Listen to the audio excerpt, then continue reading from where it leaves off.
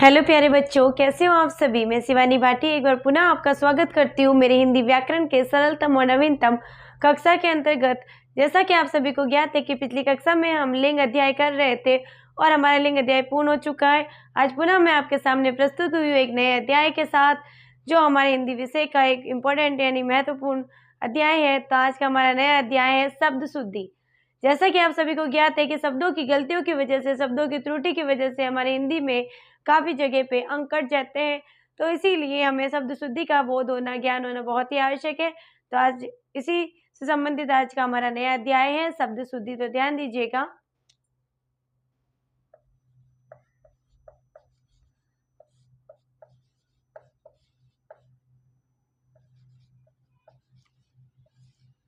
तो आज का हमारा नया अध्याय है शब्द शुद्धि। अब इसके हम टुकड़े अगर करते हैं तो सप प्लस द और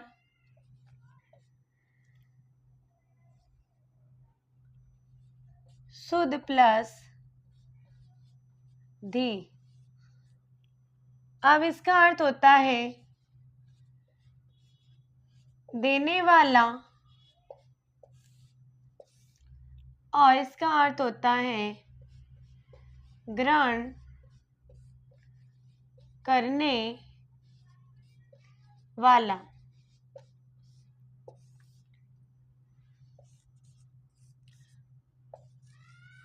तो ध्यान दीजिएगा, शब्द शुद्धि यानी शब्दों का शुद्धिकरण यानी शब्दों का सही रूप। जो हमारा शब्द है वो दो टुकड़े अगर करे तो सप प्लस द होता है, तो इसका अर्थ होता है हमारा देने वाला।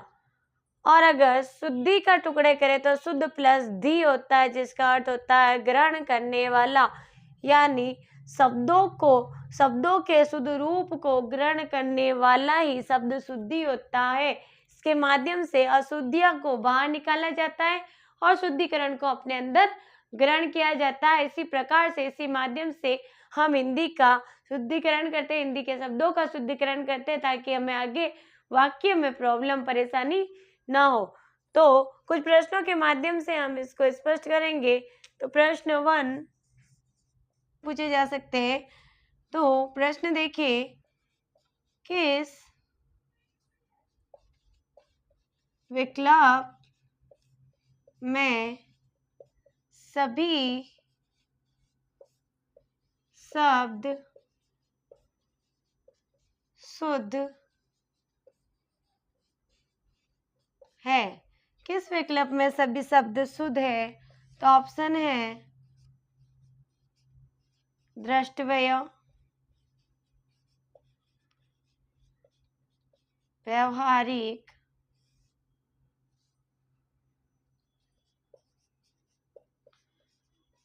सन्यासी। दूसरा ऑप्शन है प्रामाणिक,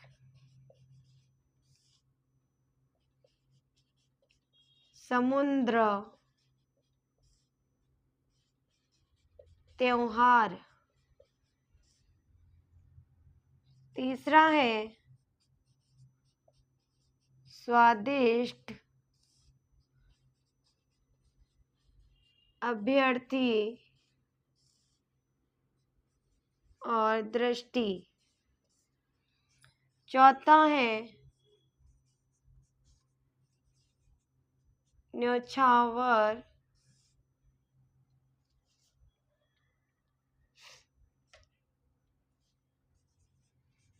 दवाइयाँ,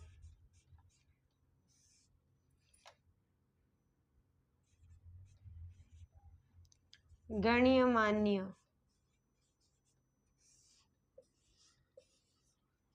तो ध्यान दीजिएगा, प्रश्न है किस विकल्प में सभी शब्द शुद्ध है। यहाँ पे मैंने 4 ऑप्शन दिए और किसी न किसी लाइन में कुछ ना कुछ अशुद्धियाँ जरूर है। कोई एक ऐसी लाइन है जिसमें सारी शुद्धियाँ है, उसको हमें छांटना है। तो ध्यान दीजिए, जो हमारा फर्स्ट ऑप्शन है उसमें लिखा है दृष्टव्य। तो दृष्टव्य ऐसे नहीं लिखते, दृष्टव्य नहीं होता है, दृष्टव्य ऐसे लिखा जाता है। दिखाई दे रहा है आप सभी को? द्रष्टव्य, र तिरछा आएगा, नीचे की तरफ नहीं आएगा, द्र नहीं आएगा, द्र आएगा, और वह क्या आएगा? पूरा आएगा। उसके बाद व्यवहारिक नहीं होता है, व्यवहारिक होता है। या ता की मात्रा आएगा और ये ऐसे लिखा जाएगा, व्यवहारिक। उसके बाद सन्यासी में पूरा न नहीं, आधा न आता है, सन्यासी,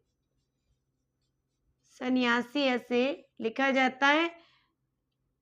उसके साथ साथ में आप सन्यासी ऐसे भी लिख सकते हो,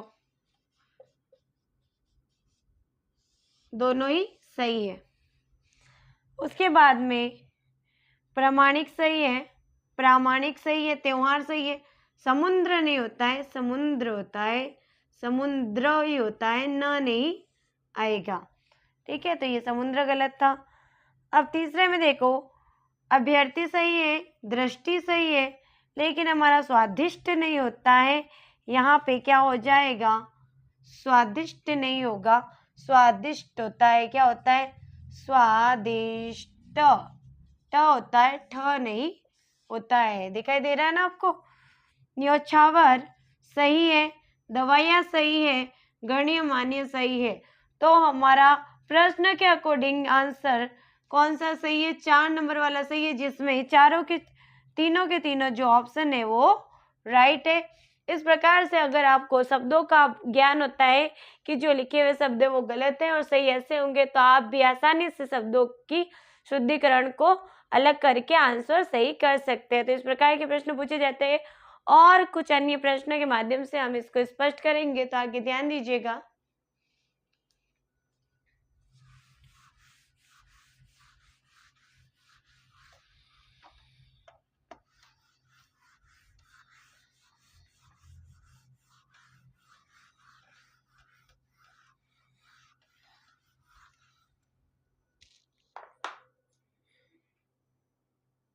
ध्यान दीजिएगा,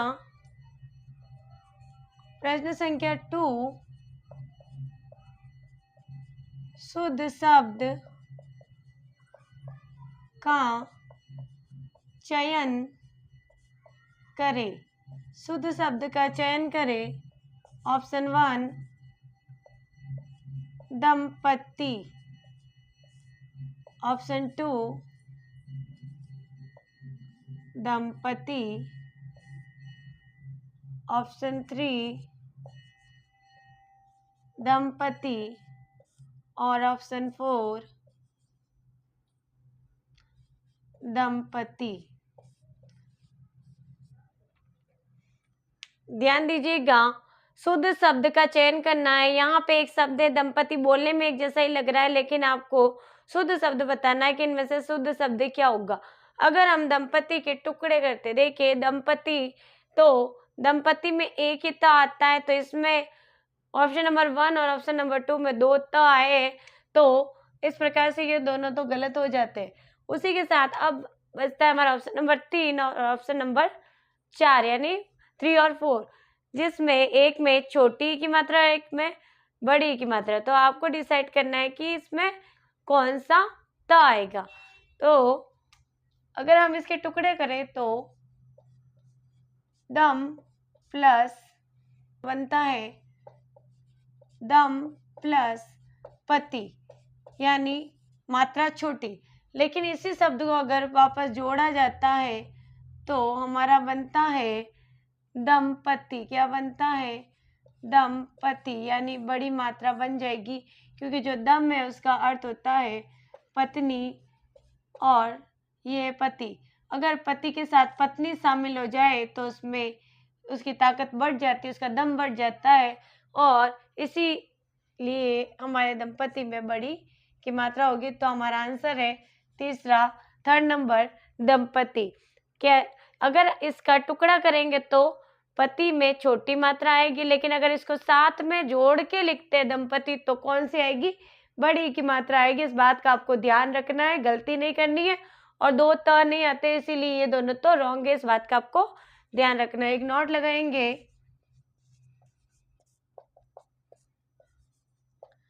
दंपति में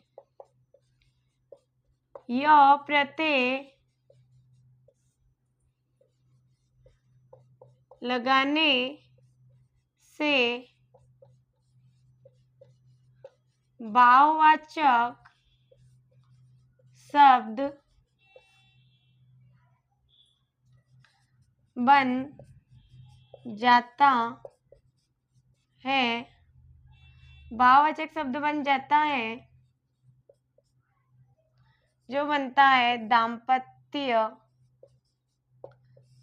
या फिर दाम्पत्य। ये दोनों ही सही है, दोनों ही क्या है, सही है। ये लिख सकते हो और ये भी, अगर ये दोनों ही आते तो आप ये वाला सही करेंगे, बाकी ये दोनों ही शब्द सही है।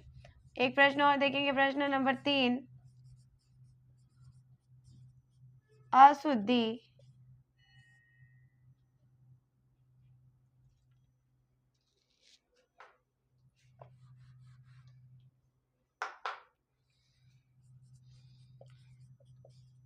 अशुद्ध शब्द छाटिए। अशुद्ध ऑप्शन है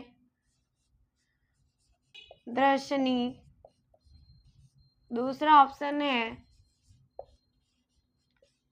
प्रियदर्शनी, तीसरा है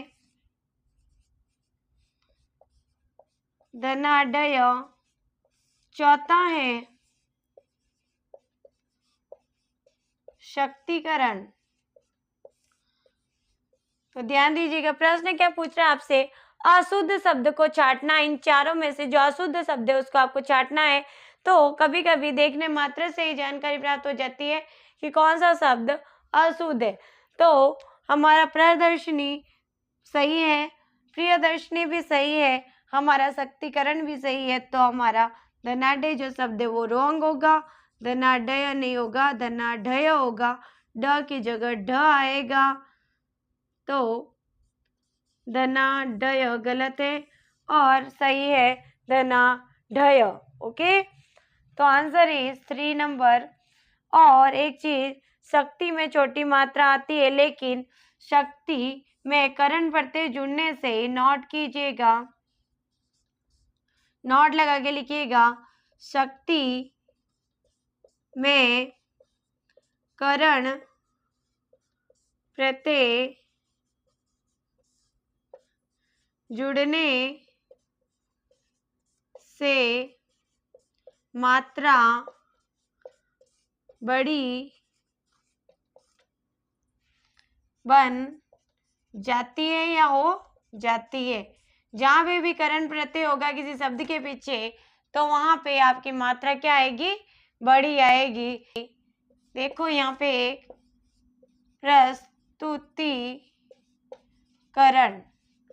प्रस्तुतिकरण में प्रस्तुति के पीछे करण प्रत्यय लग गया है।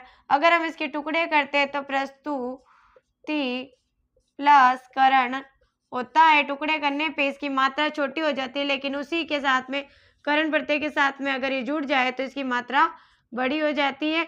जैसे कि शक्ति और करण, यानी शक्तिकरण के टुकड़े करने पे भी शक्ति में ती की मात्रा छोटी हो जाएगी, लेकिन करण प्रत्यय के आ जाने से उसकी मात्रा क्या हो गई है, बड़ी हो गई है। तो इस प्रकार से इसमें प्रदर्शनी, प्रियदर्शनी और शक्तिकरण सही है और धनाढ्य रॉन्ग था। और धनाढ्य का सही रूप है धनाढ्य, धनाढ्य का सही रूप है धनाढ्य। तो इस प्रकार के प्रश्नों के माध्यम से आप पूर्ण रूप से शब्द शुद्धि स्पष्ट रूप से समझ सकते हैं। तो आगे ध्यान दीजिएगा,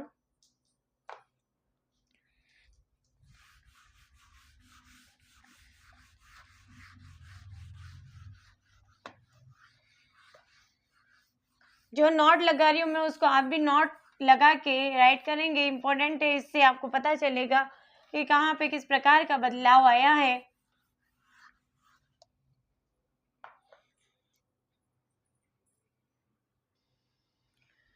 तो आगे ध्यान दीजिएगा, प्रश्न नंबर 4,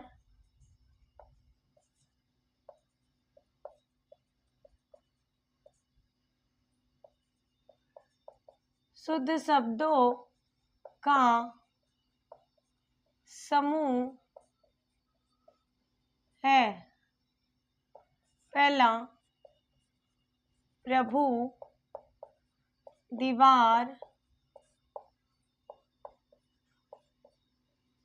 मिष्ठान। दूसरा बधाइयाँ, प्रतीक्षा, नींबू। तीसरा जुकाम, कर्ता, पक्षीराज। चौथा रागिनी,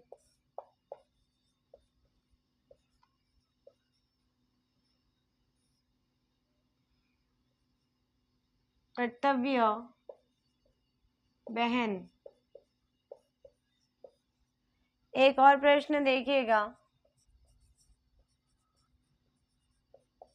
अशुद्ध शब्दों का युग्म है। पहला श्रीमती और पूजनीय। दूसरा आशीर्वाद और गृहिणी। तीसरा है परीक्षा,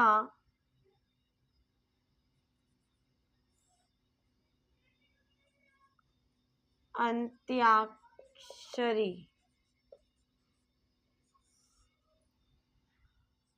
चौथा है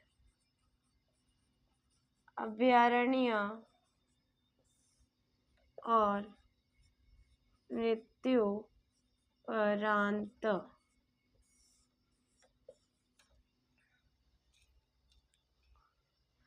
ध्यान दीजिएगा, शुद्ध शब्दों का समूह कौन सा है, यानी जो मैंने ये चार ऑप्शन लिखे हैं, इनमें मैंने तीन शब्द लिखे एक एक लाइन में। ऐसी कौन सी लाइन है जिनमें तीनों के तीनों जो शब्द है वह क्या है, सही है यानी शुद्ध है। तो ध्यान दीजिएगा, पहला जो है हमारा प्रभु, वो क्या है, सही है। लेकिन जो दीवार है वो शब्द गलत लिखा हुआ है। तो जो दीवार होता है उसमें मात्रा बड़ी आएगी, तो दीवार हम ऐसे लिखेंगे। मिष्ठान होता है हमारा, मिष्टान होता है, क्या होता है, मिष्टान होता है। दूसरा शब्द है बधाइयाँ, प्रतीक्षा और नींबू। तीनों के तीनों गलत है, तीनों सही शब्द रूप में यहाँ सामने लिख रही हूँ, देख लीजिए। बधाइयाँ,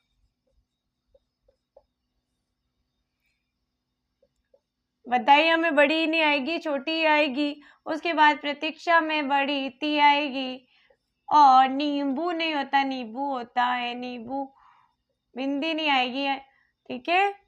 उसके बाद में जुखाम नहीं होता है, जुकाम होता है, सही शब्द रूप है ये। ज्यादातर किताबों में आपको जुखाम देखने को मिलता है। कर्ता नहीं होता है, कर्ता होता है सिर्फ, कर्ता। और पक्षीराज ऐसे कैसे आ जाएगा। तो हमारा सही जो है वो 4 नंबर है। 4 नंबर में रागिनी, कर्तव्य और बहन। बहन लिखते हैं काफी लोग, लेकिन बहन सही होता है। कर्तव्य इस प्रकार से भी लिखा जाता है, कर्तव्य, लेकिन यह रॉन्ग होता है, राइट है कर्तव्य।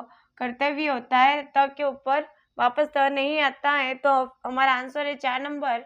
और कर्ता में भी त लगाते हो, गलत है, क्र प्लस ता होता है, और इसी से हमारा कर्ता बनता है। तो ये शब्द रूप सही है।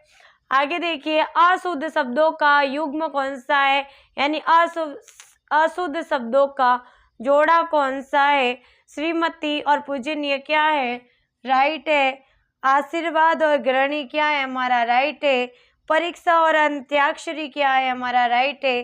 तो आखिरी बचता हमारा 4 नंबर, अभयारण्य और मृत्यु उपरांत। तो यह रॉन्ग है दोनों शब्द, और आंसर हमारा 4 नंबर होगा।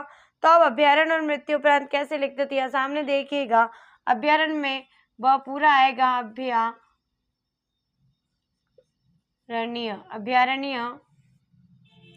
और मृत्यु उपरांत में मृत्यु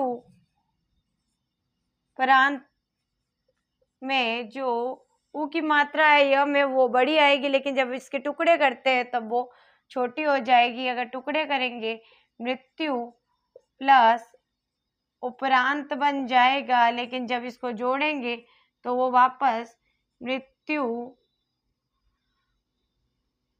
प्रांत बनेगा, यानी बड़े ऊ की मात्रा आएगी। तो इस प्रकार से हमने कुछ प्रश्नों के माध्यम से शब्द शुद्धि को समझने का प्रयास किया। उम्मीद रखती हूँ कि आपको समझ आया होगा।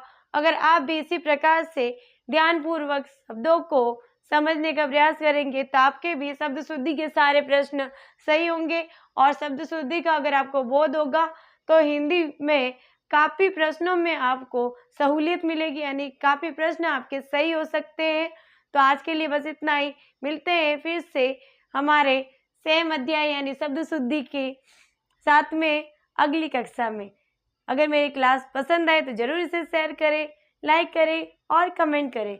God bless you all. Thank you so much.